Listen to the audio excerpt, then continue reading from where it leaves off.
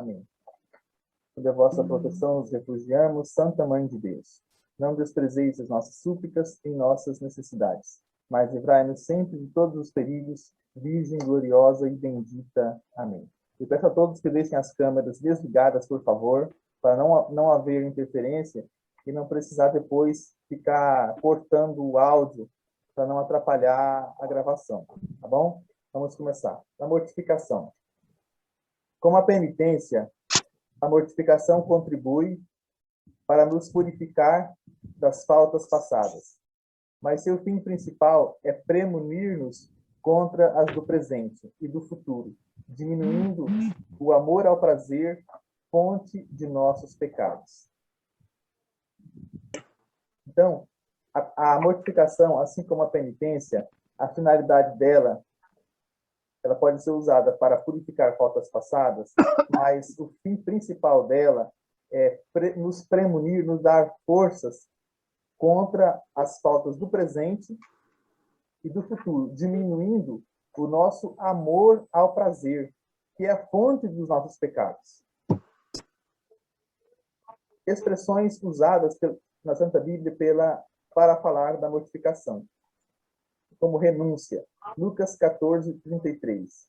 Fala da mortificação como um ato de desprendimento dos bens exteriores para seguirmos a Cristo. E fala da mortificação como uma abnegação, ou renúncia de si mesmo, Lucas 5, versículo 11. O mais terrível dos nossos inimigos é o amor próprio desordenado. Eis o motivo porque é necessário desapegar desse amor próprio. O que acontece? Nós temos 3 inimigos. O amor próprio, o demônio e o mundo. O amor próprio é esse amor ao prazer. É esse princípio que cada pessoa tem, semelhante aos animais, que é foge da dor, busca o prazer. Foge da dor e busca o prazer. Esse é o amor próprio. E os outros 2 inimigos, que são o mundo e o demônio, como é que eles agem? Eles agem atiçando essa desordem no amor próprio. Então, quando o amor próprio está desordenado, tanto o mundo quanto o demônio, eles ficam mais fortes, eles conseguem exercer um domínio sobre a alma. Quando o amor próprio está ordenado, que você ama a si mesmo da maneira como deve amar, o mundo e o demônio, parece que eles não têm mais tanto combustível para atiçar. Então, a finalidade da mortificação, como essa ordenação do nosso amor próprio, ela ataca não somente o amor próprio desordenado, como ela diminui a ação do demônio e do mundo sobre nós, sobre cada pessoa. Aí nós percebemos a necessidade da mortificação. Uma pessoa que não faz mortificação, ou faz pouco mortificação, ela não vai progredir. Não vai progredir espiritualmente. Ela pode passar muitos e muitos anos orando, até perseverando, mas ela não vai progredir. Por quê? Porque ela não atacou na raiz dos inimigos. Enquanto ela não atacar na raiz dos inimigos, ela vai estar como que apenas enxugando gelo. Então, depois do assunto oração, o assunto mortificação é o mais importante. Porque até a própria oração, ela rima com mortificação. Quando nós vamos orar, raramente nós conseguimos orar sem nenhuma interferência, sem nada que nos atrapalhe. Normalmente, nós temos muitas coisas que tendem a travar a nossa oração.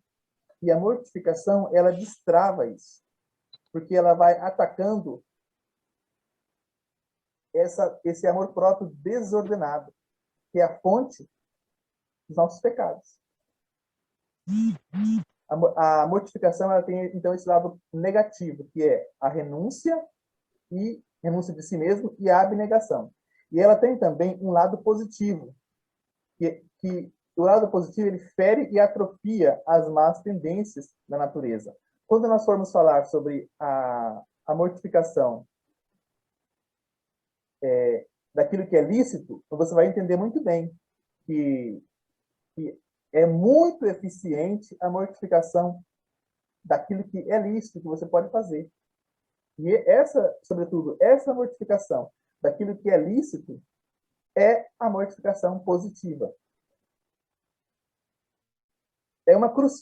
Esta crucificação, quando persevera, produz uma espécie de morte e enterramento, pelo qual parecemos morrer completamente a nós mesmos e sepultar-nos com Jesus Cristo para vivermos com Ele uma vida nova. Romanos 8, versículo 4. Então, esse amor próprio, ele também tem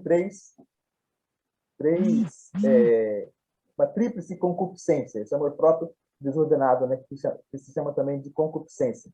A tríplice concupiscência, que é a concupiscência dos olhos, a concupiscência da carne e a soberba da vida. Quando nós fazemos a mortificação, nós estamos atacando as três concupiscências. Então, veja bem, quando nós fazemos a mortificação, atacamos as três concupiscências, tríplice concupiscência, diminui esse fogo, esse material, essa desordem, esse amor próprio desordenado, ele diminui. Consequentemente, o mundo já não vai ter mais tanto poder para nos levar a pecar, e o demônio também não, porque o demônio, ele usa o mundo e a carne. Então, veja bem como esse tema, mortificação, é algo que precisa estar muito presente na nossa vida. Se nós queremos progredir espiritualmente, precisamos levar realmente muito a sério. Inclusive, todas as vezes que você estiver rezando na sua oração pessoal e você estiver tendo dificuldades para rezar, parece que a oração não flui, parece que a oração está meio presa, um remédio muito eficaz é mortificar. Faça a mortificação. Mortifique alguns dias, 3, 4, 5 dias. Eu tenho certeza que antes de você inteirar uma semana, tudo aquilo que você precisava vai estar acontecendo de novo. Eu não estou dizendo que você vai receber consolações, receber gostos, visitas de Deus, não. Eu digo para você que você vai conseguir rezar bem. A finalidade da oração é fazer a vontade de Deus. E você vai conseguir rezar bem. E rezando bem, você vai ficar tranquilo, você vai conseguir progredir. A mortificação compreende um duplo elemento, como eu dizia. Um negativo, né, que é esse desprendimento, a renúncia, o despojamento, e um positivo, que é a luta contra as más tendências. O esforço para mortificar ou atrofiar. A crucificação, a morte da carne no homem velho e das concupiscências, a fim de vivermos da vida de Cristo. Como eu dizia, esse lado negativo, ele se dá principalmente quando nós fazemos a mortificação necessária, que é daquelas coisas ilícitas. E a mortificação positiva, normalmente, nós fazemos das coisas lícitas. Aquilo que você pode fazer, que não é pecado nenhum. Mas você faz para quê? Para fortalecer a sua vontade, para atrofiar, para diminuir o poder que a carne exerce sobre você. A mortificação externa consiste em fazer sofrer o que contraria os sentidos exteriores e em se privar daquilo que os lisonjeia. A mortificação é o primeiro grau de todas as virtudes. Consiste em vencer os obstáculos, no intuito de restabelecer o equilíbrio das faculdades, a sua ordem hierárquica. Imagina o seguinte: a sua alma é um terreno que precisa ser plantado. A mortificação é o ato pelo qual você vai limpar o terreno. Vai ser plantado. O que vai ser plantado nesse terreno? Vai ser plantado as virtudes.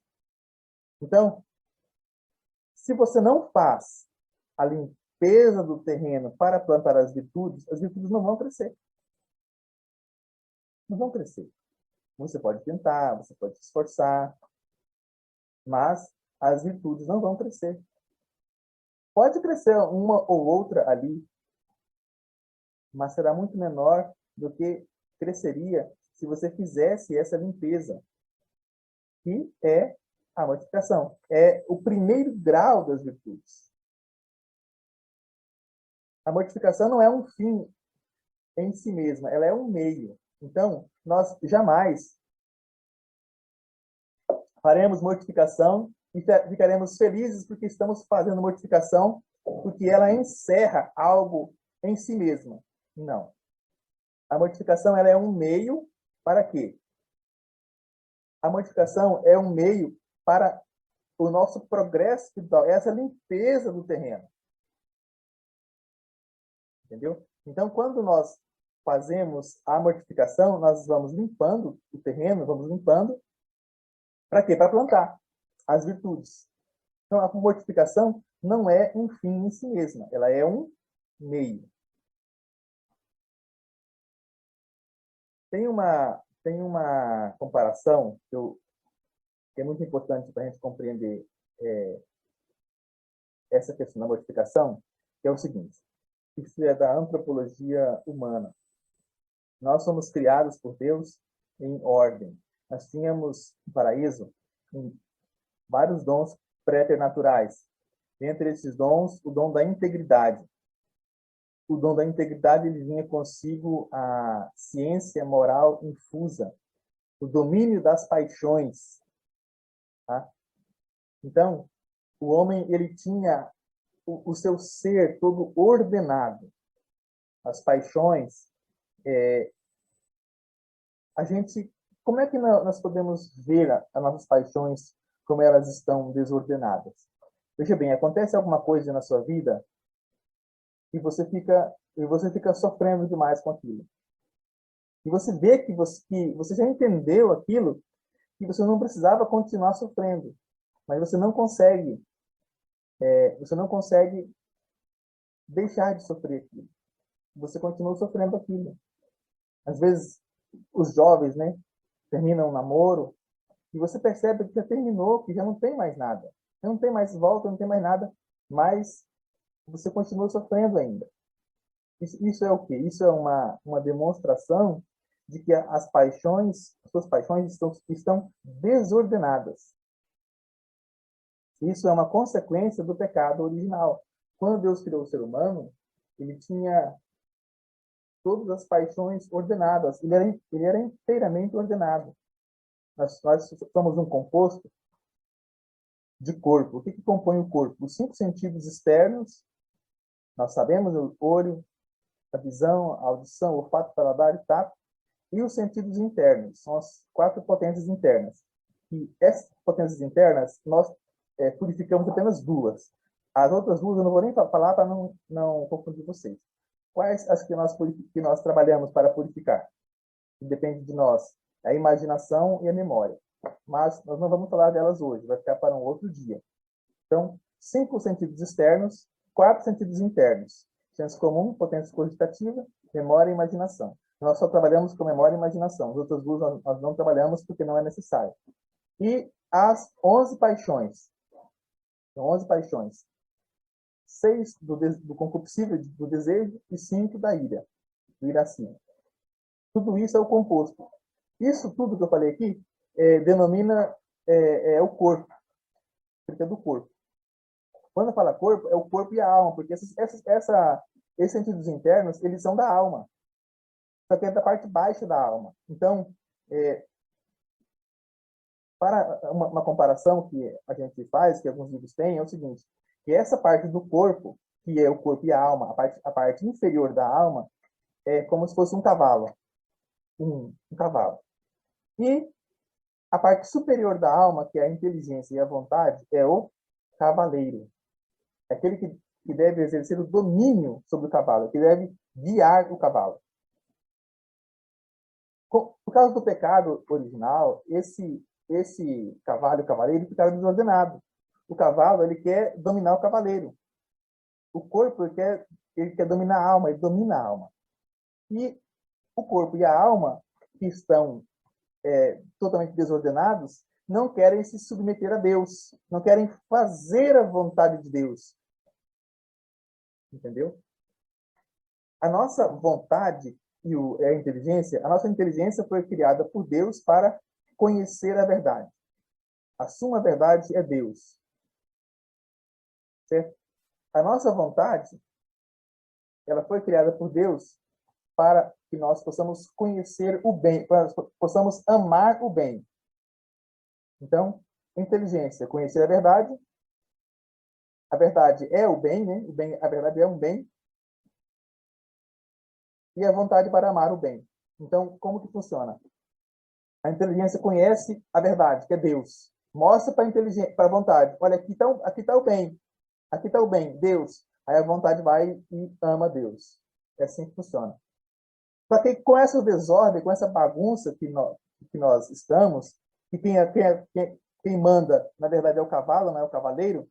O cavalo que é essas paixões desordenadas, a imaginação maluca, a memória doida, os sentidos querem apenas se satisfazer. Então, a inteligência ela não consegue ver o bem direito, porque ela está obscurecida, ela está meio capenga, e a vontade acaba amando tudo aquilo que os sentidos mostram para ela. Aí está essa desordem.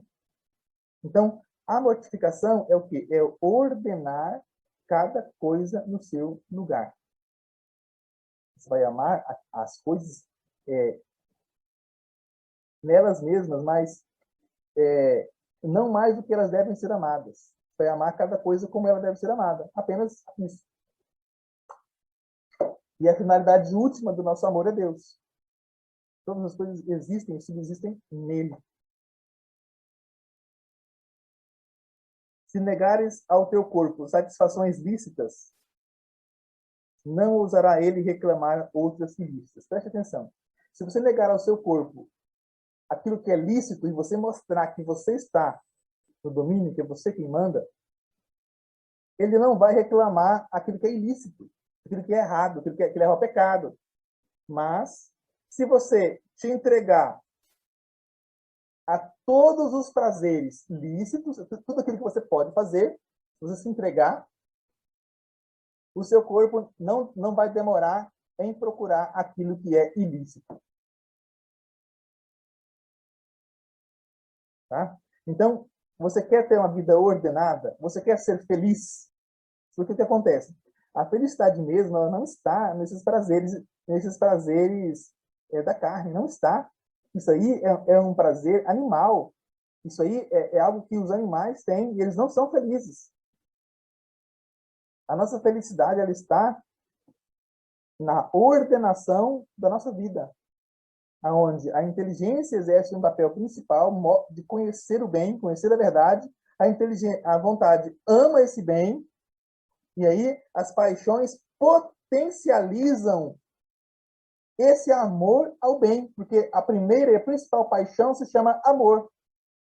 Agora, se tudo isso está bagunçado, está tudo desordenado, a inteligência não consegue ver. A vontade ama aquilo que os sentidos mostraram. A paixão do amor vai amar o quê? Vai amar aquilo que é da carne, aquilo que é da desordem, do amor próprio. Então, porque essas paixões, elas são amorais, elas não são nem boas nem más, elas são amorais. Então, se você ordena a sua vida, se você organiza a sua vida na direção daquilo que é o bem,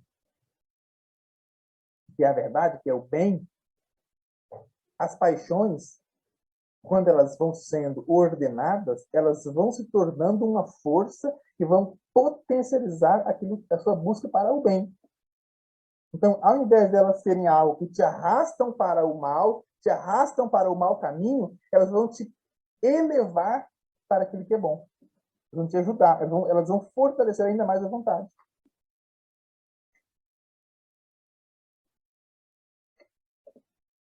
Salutares efeitos da mortificação externa. Ela nos desprende dos prazeres sensuais, aqueles prazeres da carne, né? Expiamos os castigos temporais devidos a nossos pecados. Isso eu falava lá no início, né? Embora isso é principalmente da penitência, mas a mortificação também faz isso. Expiação dos castigos temporais devidos aos nossos pecados, que seriam cumpridos no purgatório. A mortificação eleva a alma até Deus. Segundo São Francisco de Sales, nunca a alma poderá chegar até Deus sem a mortificação e sujeição da carne. Então, São Francisco de Sales, doutor da Igreja, nunca a alma poderá chegar até Deus sem a sujeição e a mortificação da carne. Por quê? Porque olha os inimigos que combatem contra você. A carne é amor desordenado com a tríplice concupiscência, a concupiscência da carne, a concupiscência dos olhos, a soberba da vida, o mundo, que atiça essas três concupiscências, e o demônio, que atiça o mundo e as três concupiscências.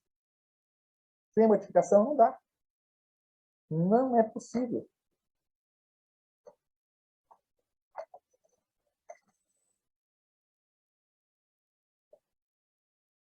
E ele também diz assim, vida voluptuosa, vida de deleites e oração não se harmonizam. Almas que amam a Deus verdadeiramente não aspiram ao descanso corporal.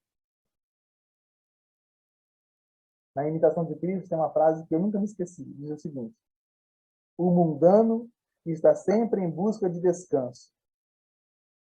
Se você é uma pessoa que vive buscando descanso, a Imitação de Cristo está dizendo aí o que você é. Você é um mundano. Isso não é para ser algo pejorativo, mas para ser um alerta.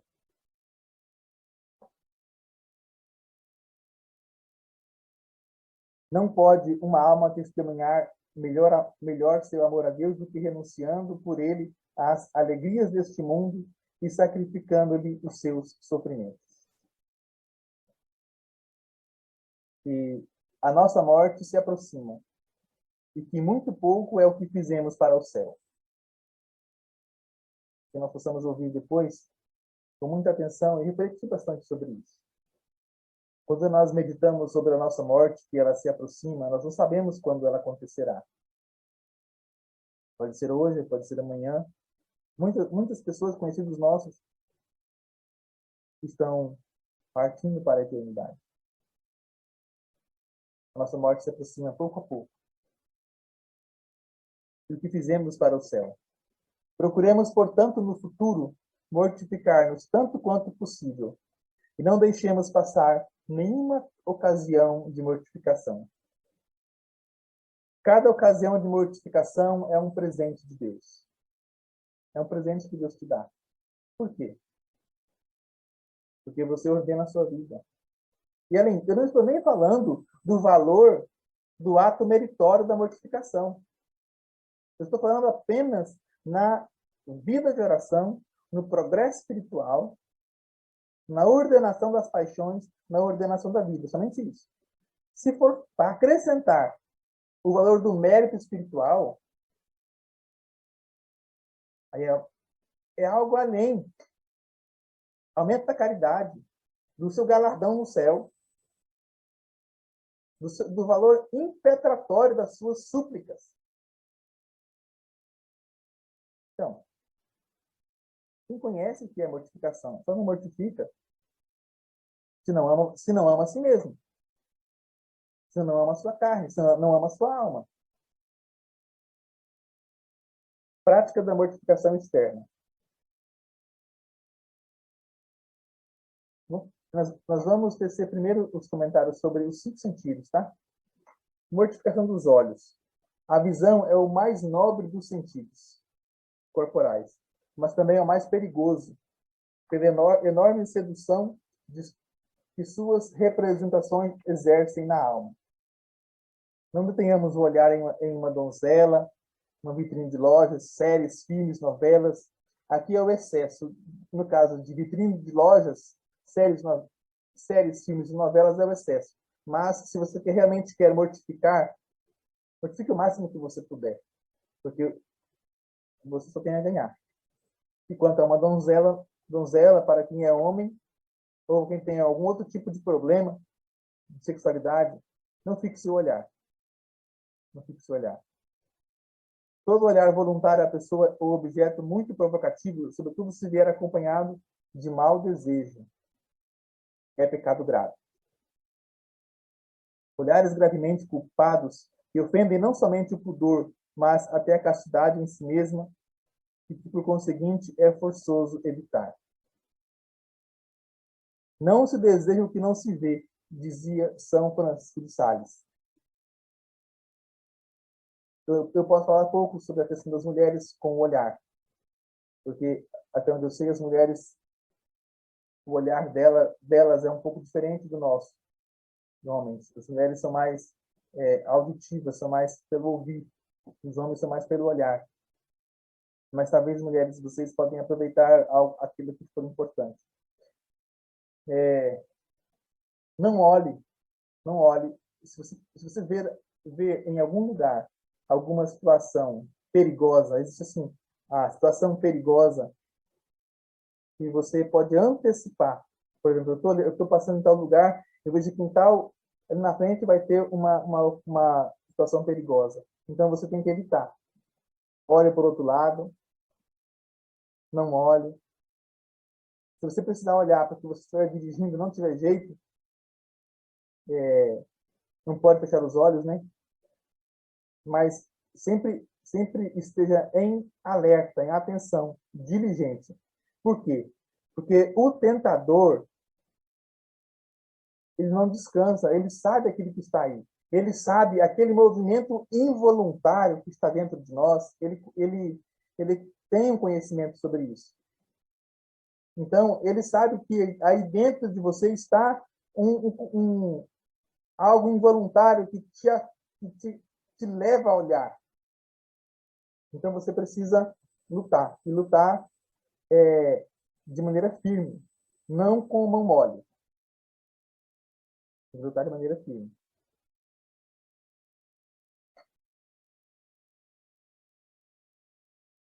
Olhares perigosos. Quando sem mau desejo, mas também sem causa nem razão suficiente, fixa-se o olhar sobre uma pessoa, fotografia, imagem, espetáculo, etc., que pode induzir ao pecado. Comete-se uma imprudência extremamente perigosa. Consequência, Deus priva a alma da graça eficaz e ela acaba caindo em tentação.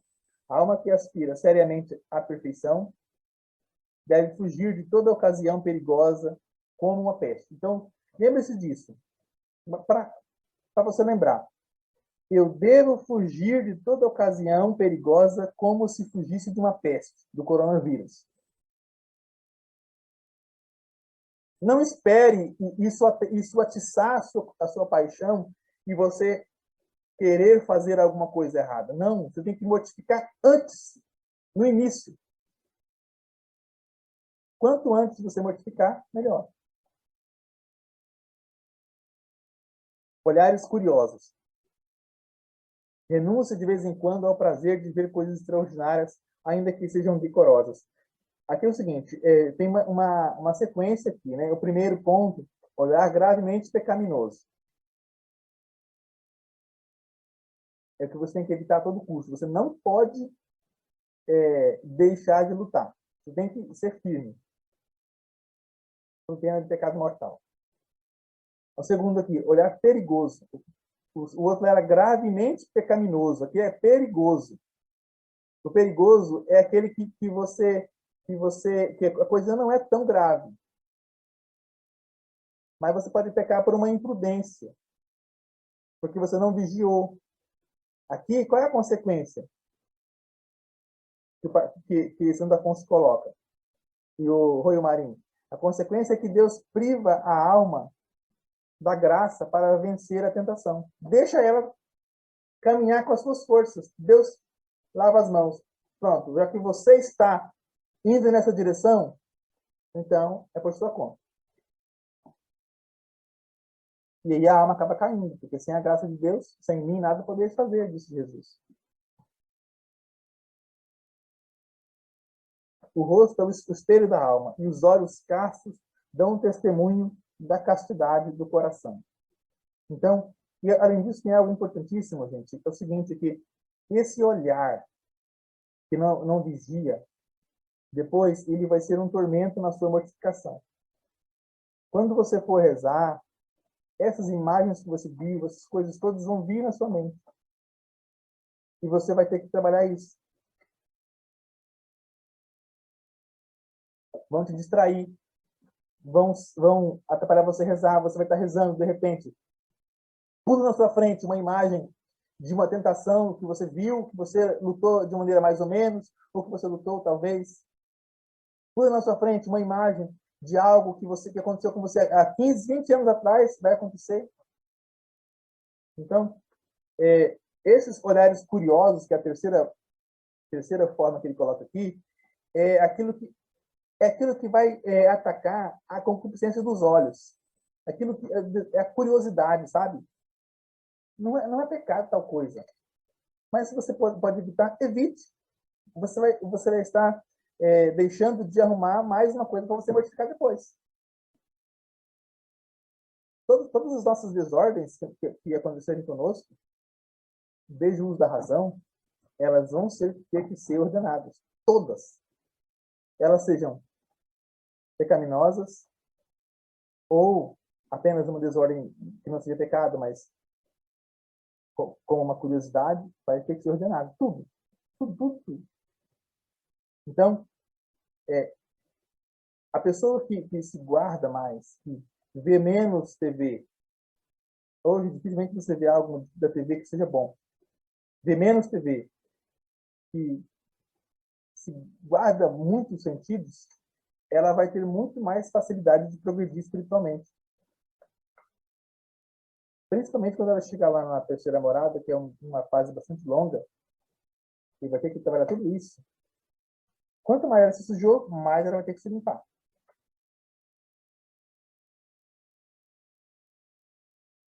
Se limpar com a graça de Deus, não ser limpa, né? Tem que sofrer a ação de Deus, ela cooperando com a graça de Deus para purificar tudo isso. Mortificação do ouvido e língua. Menos nobre e excelente que a visão, mas de amplitude maior e universal é a audição. Importa muito, pois submetê-lo inteiramente ao controle da razão iluminada pela fé. Aquele que não peca no uso da língua é um homem perfeito, capaz de refrear também todo o corpo. Aqui ele vai falar dos dois sentidos juntos, né? Ouvido e língua, porque ele está falando aqui um pouco das conversas. Então, os sentidos que são usados nas conversas é o ouvido e a língua. Conversas más. As conversas más corrompem os bons costumes. E quantas almas, na verdade, não têm sido pervertidas por terem escutado conversas desonestas ou contrárias à caridade? Então, aqui é aquela questão grave. Palavras lúbricas, devastas, fraca, lasciva, erótica, murmuração, calúnia, difamações, excitam a curiosidade mórbida, revoltam as paixões, inflamam desejos e provocam ao pecado. Então, aquilo que eu dizia do olhar, aqui é do ouvido da língua. Aquilo que você ouviu que é pecaminoso e que tem uma tendência pecaminosa, está aqui guardado na memória.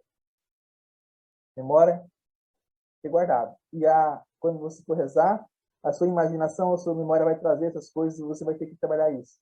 Então, quanto mais você conseguir mortificar essas coisas, menos trabalho você vai ter para progredir. Menos luta você vai ter na sua oração. Talvez você fale, mas eu não quero progredir, não. Eu quero continuar do jeito que eu estou. Tudo bem, fique à vontade. Só que se você for perseverar na oração, isso vai vir e vai atrapalhar você. Vai te distrair na oração. Se você mortifica, é uma arma menos na mão do seu inimigo. E aqui tem uma coisa importante, né? Revoltam as paixões, inflamam desejos e provocam o pecado. A maioria, gente, dos pecados que nós cometemos, eles são pecados por causa de paixões desordenadas.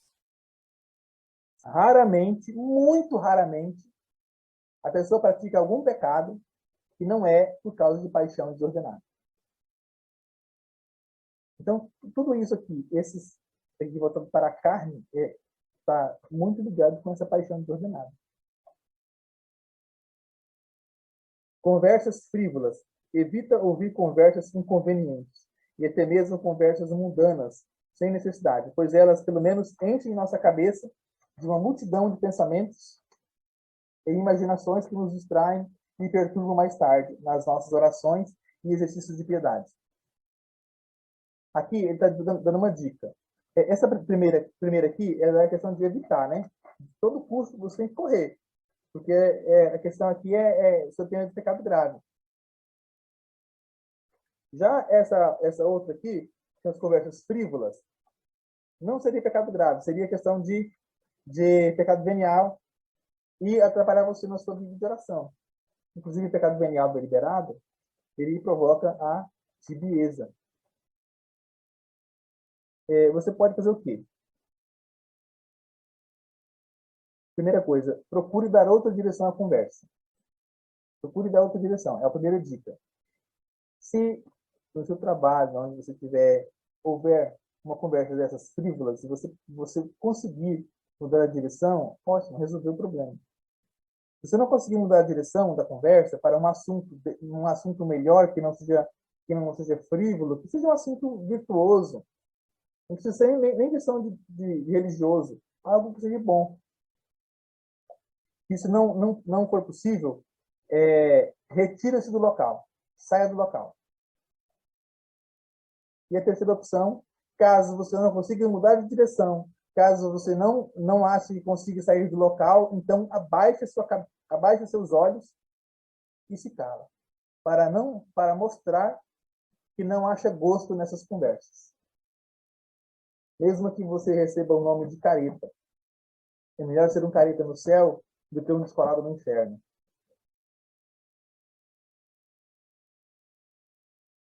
Mortificaremos de vez em quando a curiosidade,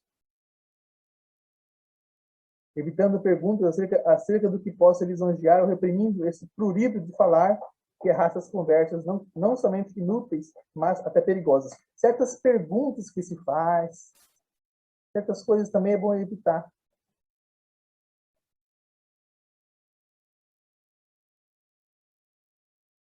Cuidado de dirigir as conversas para assuntos não somente inofensivos, mas até bons, honestos e de vez em quando edificantes. É possível também. Por exemplo, a pessoa pai de família ou a mãe de família puxa assunto nessa área. Uma área de interesse comum, mas que não seja totalmente desonesta. Sem, contudo, nos tornarmos pesados aos outros com observações demasiado sérias, que não venham naturalmente. Tá? E agora duas conversas positivas, né? Conversas úteis. Tudo que seja em si mesmo perfeitamente honesto e não cause prejuízo a ninguém. Então, uma das formas, né, você procurar, se você tem alguém, de repente, que você trabalhe com você, que de vez em quando tem conversas assim, desonestas, frívolas, o que você pode fazer? Você pode já se preparar, se organizar e ter algum assunto para você falar. Algum assunto que seja útil. Não precisa ser uma conversa santa. Pode ser algum assunto útil. Prepare com antecedência, sabe que uma hora ou outra vai aparecer, ele vai conversar aquilo. Já tenha um plano. Conversas santas são as que têm por finalidade imediata o aproveitamento espiritual, próprio ou alheio. Nada há que conforte tanto uma alma e a impulsione para a virtude do que uma santa conversa com pessoas animadas e de um sincero desejo de santificar-se. Aqui é conversa santa, né? Ouvir e a língua sendo usada para o bem, para nos elevar para Deus, através de conversas santas. Mortificação do olfato. O olfato é o sentido mais fácil de mortificar, assim, mais simples, né? Que causa menos prejuízo. Aqui, como que uso imoderado de perfumes não é muitas vezes mais que um pretexto para satisfazer a sensualidade e talvez para excitar a luxúria. Um cristão sério não usa perfume senão com muita moderação. O perfume não pode chegar no lugar antes de você. Se o perfume chegar no lugar antes de você, está havendo excesso. Então, cristão tem que usar perfume com moderação. Mas, além disso, os eclesiásticos devem ter como norma não usar perfumes. E a mortificação consiste em quê? Como mortificar o olfato? De duas maneiras.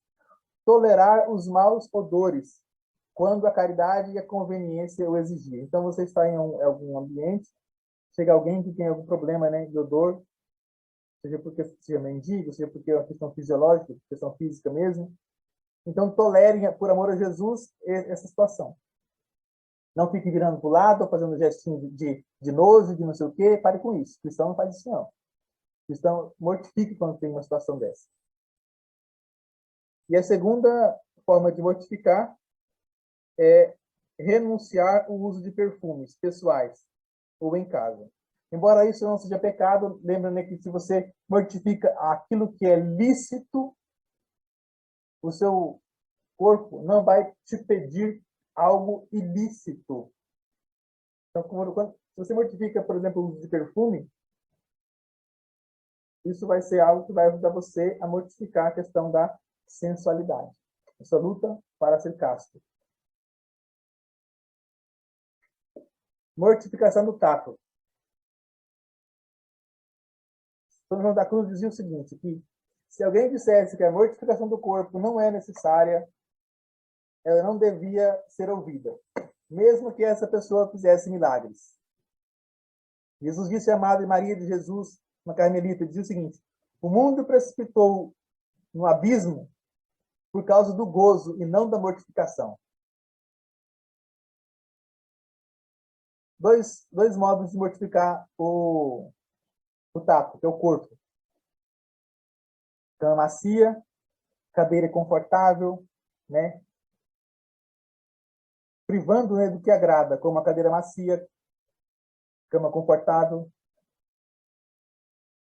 contato com coisas muito macias e suaves, sobretudo acariciando o próprio corpo ou o corpo de outrem, principalmente se for do sexo oposto. Privando-se disso. Deve ser evitado, privado disso. Outra forma de mortificar é praticando mortificações positivas. Frio, calor, se colocar frio, um calor, um trabalho corporal, longo período de joelhos, braços estendidos, etc. Todos precisam dessa mortificação, principalmente os principiantes, até que logrem dominar por completo as suas paixões, submetendo-as plenamente ao Espírito. Se não temos coragem de crucificar nosso corpo com penitência, ou mesmo, ao menos esforcemos-nos por suportar com paciência as pequenas contrariedades que Deus mesmo nos envia, como doenças, calor, frio.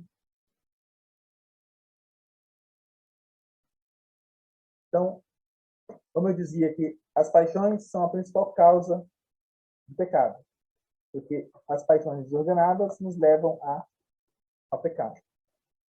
A mortificação vai privando, ela vai ordenando as paixões para que esse cavalo, que é a carne, o corpo com a parte baixa da alma, desse cavalo, que ele obedeça ao espírito, ao cavaleiro. E ele não queira ser o dono, aquele que manda. Ele queira ser aquele que obedece. E ele obedecendo a alma, o cavaleiro com o cavalo, que é a pessoa inteira, vai se dirigir em direção a Deus com mais velocidade e com a certeza de chegar ao seu caminho.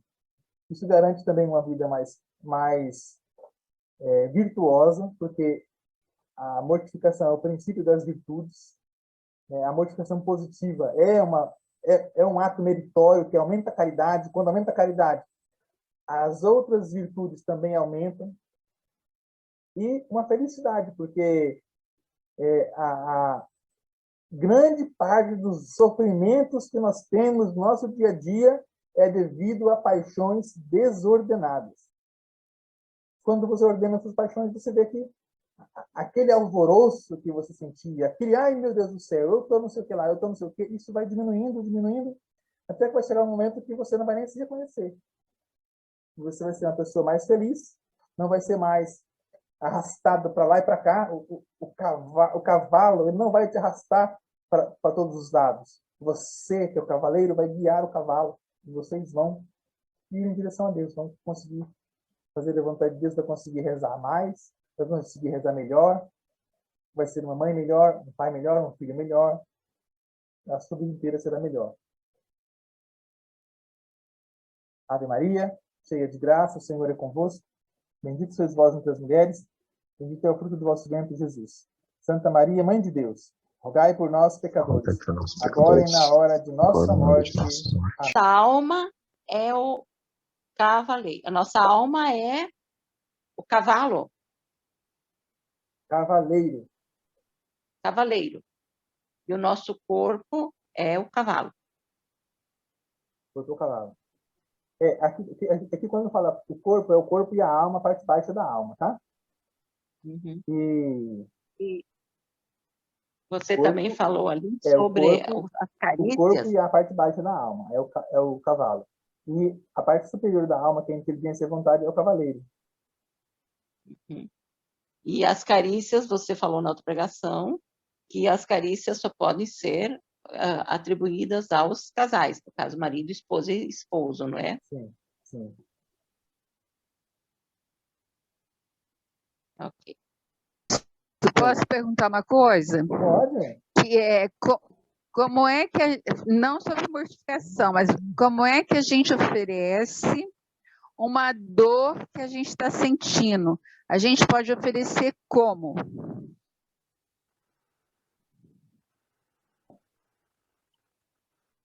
Tá. Escutou, viu? Escutei. Você pode fazer a mesma coisa que foi na outra formação, no final. É algo muito importante. Nós precisamos estar sempre com o olhar voltado para Cristo, para Jesus. Porque é dele que vem todo o mérito, né? Todo o mérito vem dele. Então, você pode fazer o oferecimento da mortificação e essa dor que você está sentindo, na verdade, seria o quê? Seria uma mortificação involuntária, aquilo que Deus está te enviando. E você aceita e você oferece. Ou seja, você se resigna, você aceita aquilo que está acontecendo com você. Você pode fazer oração de entrega mesmo, né? Pode ser, você pode falar algumas palavras e depois você pode usar aquela oração que eu falei. É por Cristo. Que essa dor, que tudo que está acontecendo comigo seja por Cristo, com Cristo. Então você pode lembrar lá do Horto dos Oliveiras, da crucificação. E em Cristo, a voz de Deus Pai Todo-Poderoso, na unidade do Espírito Santo, toda honra e toda glória.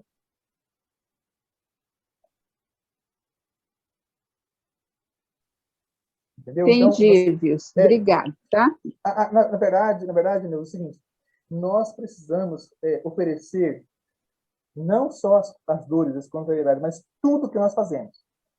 Se você está em estado de graça, tudo que você faz, se você conseguir oferecer a Deus, você pode sobrenaturalizar todas as suas ações. E todas elas podem ser meritórias. Aquilo que foi bom, né? Se você está fazendo mal para alguém, isso não é meritório, né?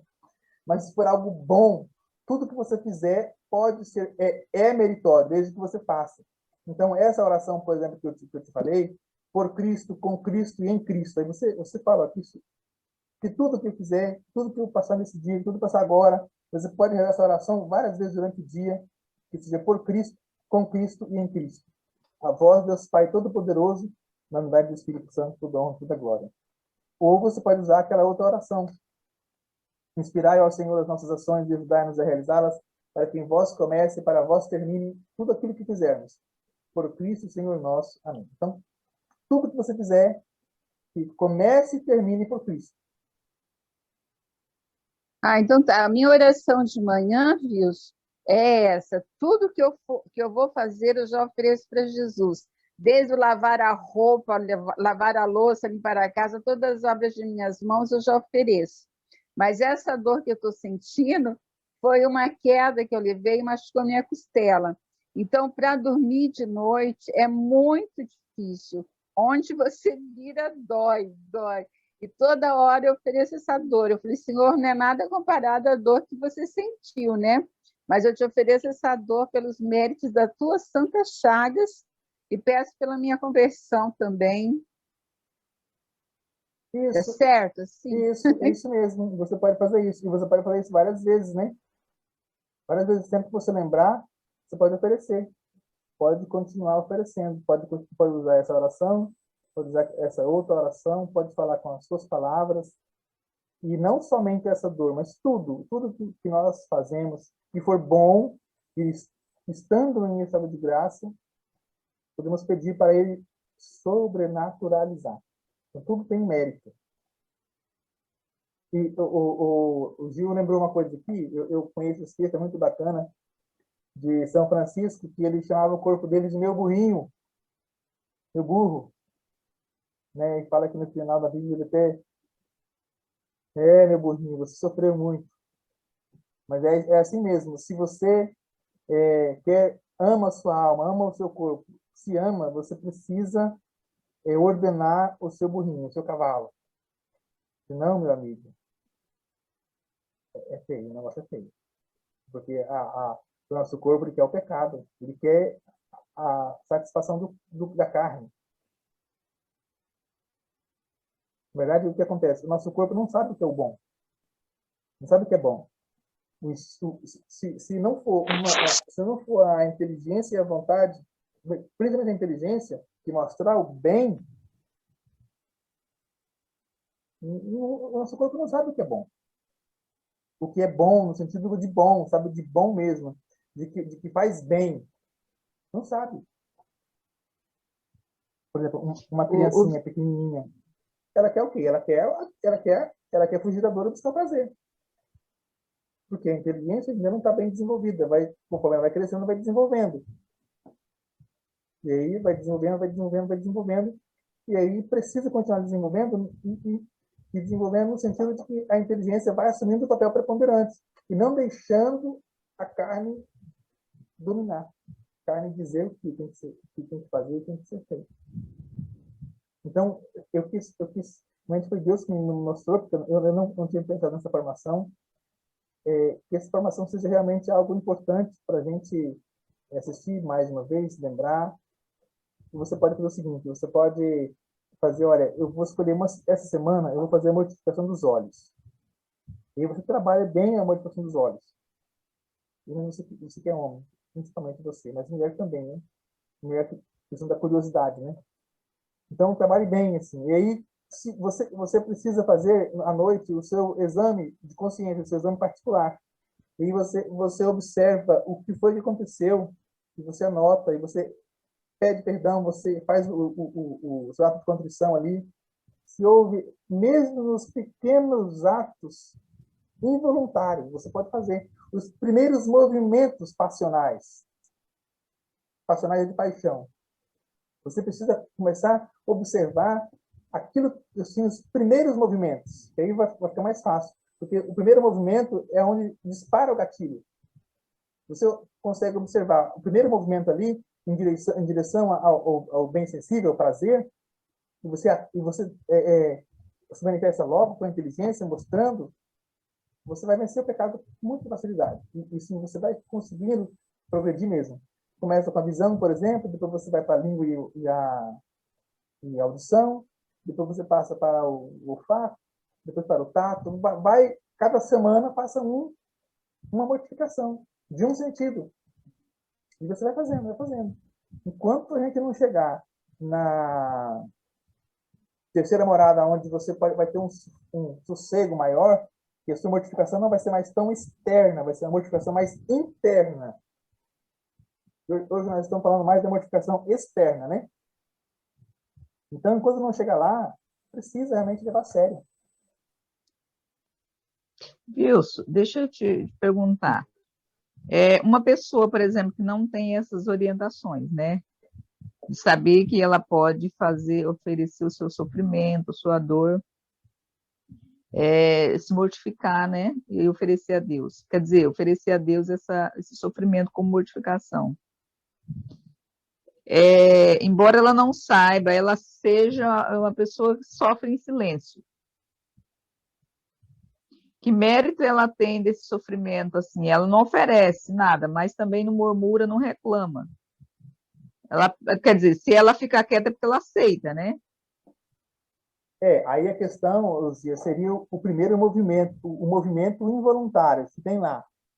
Se dentro dela existe um movimento involuntário que ela não deixa transparecer, sabe?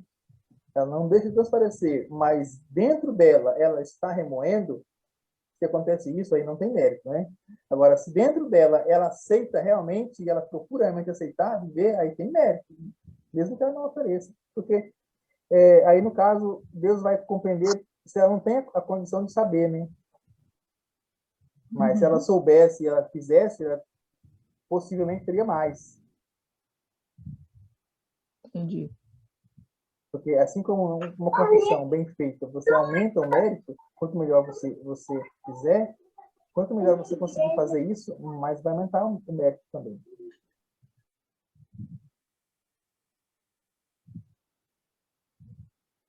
O Gil está lembrando de uma coisa aqui importante, gente, é o seguinte, que você pode, em cada situação, perguntar o que é que Jesus faria nessa situação aqui.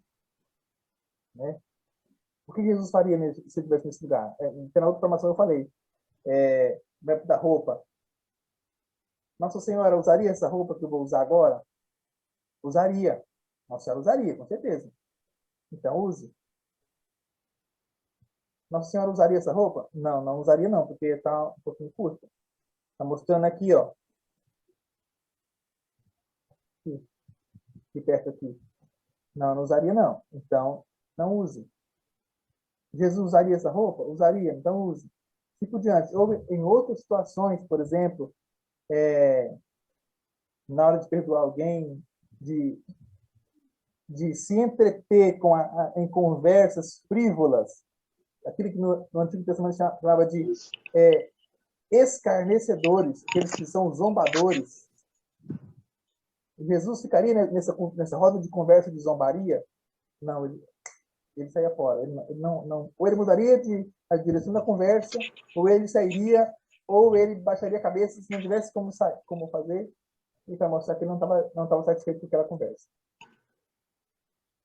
Nós não podemos ter receio de contrariar o mundo. Você não pode ter medo de contrariar o mundo, porque, como diz a carta de São João, o mundo já sob o maligno. Às vezes nós temos vergonha, temos medo de contrariar o mundo, e nós não concordamos, mas ficamos coniventes. Assim, nós não agimos, né, na nossa... tipo essas conversas, né, de escarnecedores, de zombadores, a gente fica ali, tudo bem. Eu não falo nada, ou às vezes eu dou uma risadinha. Diga. Wilson, eu peco muito, você falando de roupa, eu peco muito em olhar as pessoas como elas vão para a fila de comunhão. Tem uns trajes que eu pego demais. E você falando nisso, eu lembrei que eu vou ter que confessar sobre isso.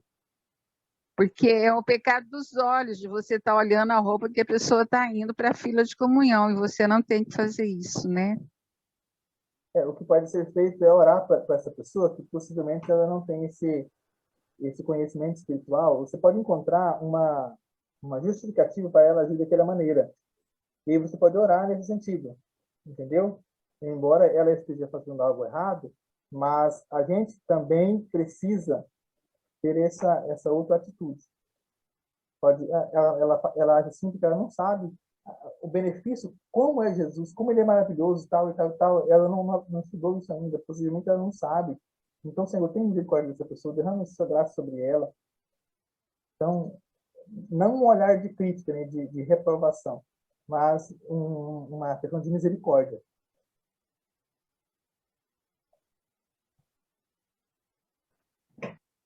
Entendido. E outra coisa da mortificação é que Jesus mortificava, né? Jesus ia para o deserto 40 dias. Ele não precisava fazer aquilo, mas ele foi. E essa parte de Jesus no deserto, o que isso significa? Significa a nossa via purgativa, a nossa parte de ascética, de mortificar a carne. Jesus não precisava disso. Mas ele fez, para nos dar o exemplo, para nos mostrar e para obter mais mérito para nós. Alguma pergunta mais, gente? Vamos encerrar?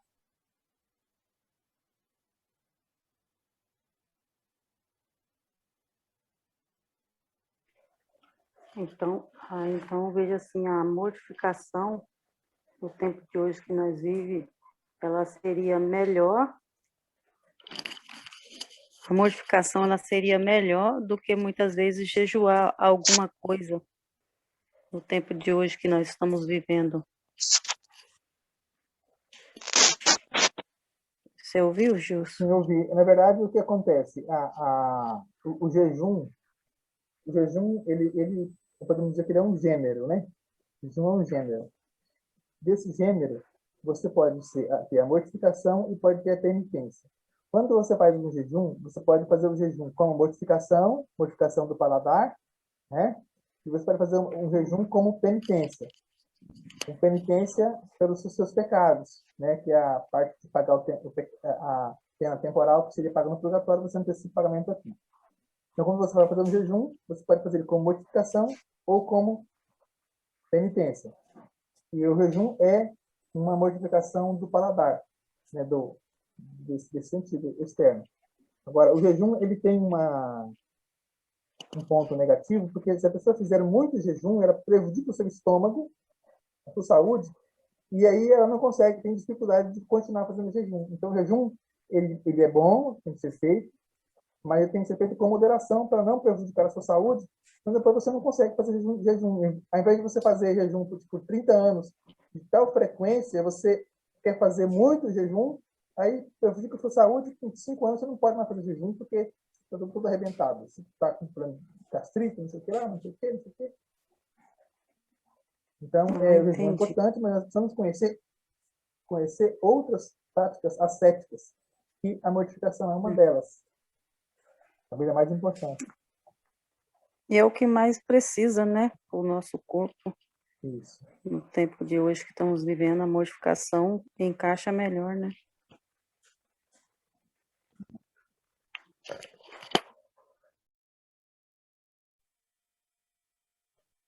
Amém? Eu tô passando as coisas assim.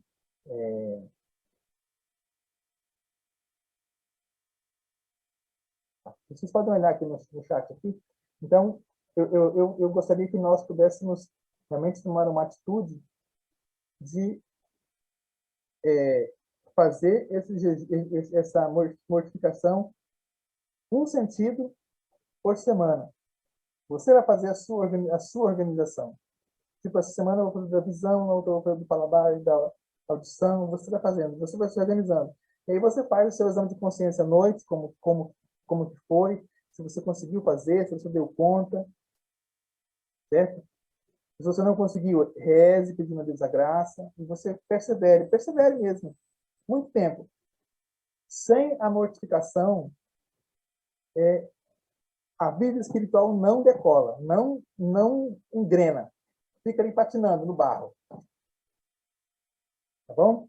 Então, que nós possamos realmente levar isso a muito sério, esse tema mortificação, porque ele vai ser um divisor de águas. Vai dizer se você vai continuar progredindo ou se você vai ficar parado aí, estacionado onde você está. Tá? Essa primeira parte aqui, a parte que nós estamos vivendo, a maioria de nós está, é a parte que a mortificação exerce uma preponderância. É a oração e a mortificação, as duas juntas. Tá bom? Amém? Amém. Amém, então, né? Amém. Amém.